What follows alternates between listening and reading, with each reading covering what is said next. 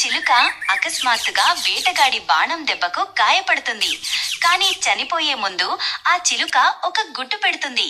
తన చివరి శక్తితో అది తన మొత్తం శక్తిని ఆ గుడ్డులోకి బదిలీ చేస్తుంది మరియు తరువాత చనిపోతుంది.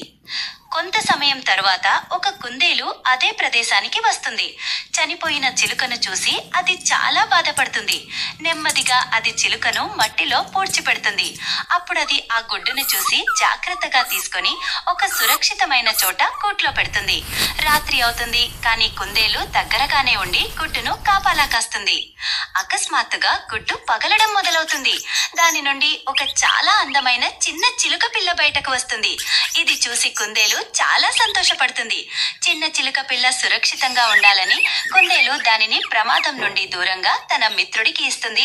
అక్కడ చిన్న చిలుక పిల్ల మరియు ఒక కోతి కలిసి సంతోషంగా ఆడుకుంటాయి.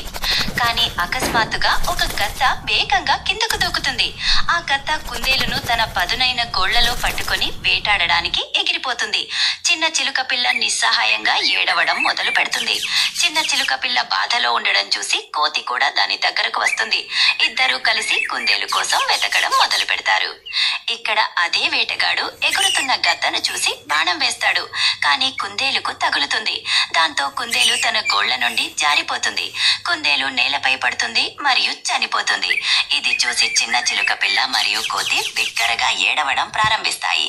ఎందుకంటే మీరు ఎవరూ లైక్ మరియు కామెంట్ చేయలేదు.